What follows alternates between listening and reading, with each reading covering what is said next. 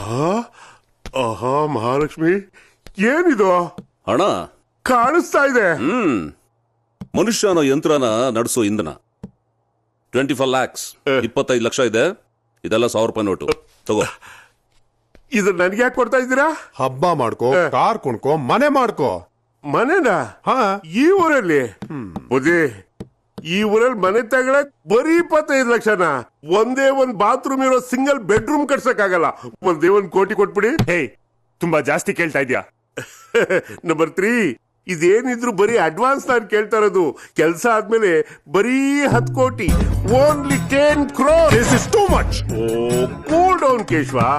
ಇಡೀ ಆಸ್ತಿನ 4 ಭಾಗ ಮಾಡಿದ್ರೆ ಒಬ್ಬೊಬ್ಬನಿಗೆ 150 ಕೋಟಿ ಬರುತ್ತೆ.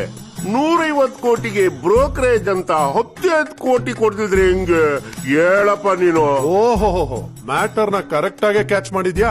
ಎಷ್ಟೇ ಆಗ್ಲಿ ನಾನ್ ಲಾಯರ್ ಅಲ್ವಾ, ಏನ್ ಪಿಗ್ಮಿ ಕಲೆಕ್ಟ್ರಾ? ಆಯ್ತಾಯ್ತು, ಇನ್ ಜಾಸ್ತಿ ಮಾತ್ಬೇಡ.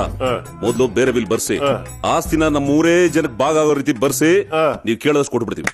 ಓಕೆ. ಆಮೇಲೆ ಏನು ಲೀಗಲ್ ಪ್ರಾಬ್ಲಮ್ಸ್ ಬರಬಾರ್ದು. ನೋ ನೋ ನೋ ನೋ, ಏನು ಬರಲ್ಲಮ್ಮ. ನೀನ್ ಸುಮ್ನೆ ಇರು, ಏನ್ ಬಂದ್ರು ನಾನು ನೋಡ್ಕೋತೀನಿ.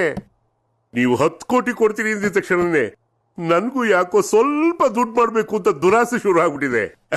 ಹಳ್ಳಿಲಿರೋ ನಿಮ್ ತಮ್ಮ ಏನಾದ್ರು ಬಂದು ನಾನು 50 ಕೋಟಿ ಕೊಡ್ತೀನಿ ಅಂದ್ರೆ ನಾನು ಅವ್ರ ಕಡೆ ಶಿಫ್ಟ್ ಆಗ್ಬಿಡ್ತೀನಿ. ವಕೀಲ್ರೆ, ನೀವು ತುಂಬಾ ದ್ರೋಹ ಬಗೀತಾ ಇದ್ದೀರಾ. ನೀವೇನಾದ್ರೂ 10 ಕೋಟಿ ಜಾಸ್ತಿ ಕೊಟ್ರೆ ನಿಮ್ ಕಡೆ ಸೇರ್ಕೊಂಡ್ಬಿಡ್ತೀನಿ. ಇದು ಮಹಾ ಮೋಸ. ಹಣಕ್ಕಾಗಿ ಇಂತ ನೀಚ್ ಕೆಲ್ಸಕ್ಕೆ ಇಳಿತ್ಯಾ? ಸ್ವಾಮಿ ಕೇಶವಣ್ಣರೇ, ತಾವು ಮಾಡ್ತಾ ಇರೋದು ಇನ್ಯಾವ ಘನ ಕಾರ್ಯ? ನ್ಯಾಯಯುತವಾಗಿ ತಮ್ಮನಿಗೆ ಸೇರ್ಬೇಕಾಗಿರೋ 150 ಕೋಟಿನ ತಾವೇ ದಕ್ಕಿಸ್ಕೊಳಕ್ ಟ್ರೈ ಮಾಡ್ತಾ ಇದ್ದೀರಾ. ನಾನ್ ಯಾರು ಅಲ್ಲ, ಸಂಬಂಧನೇ ಇಲ್ಲ, ಹಿಂದಲ್ಲ ಮುಂದಲ್ಲ.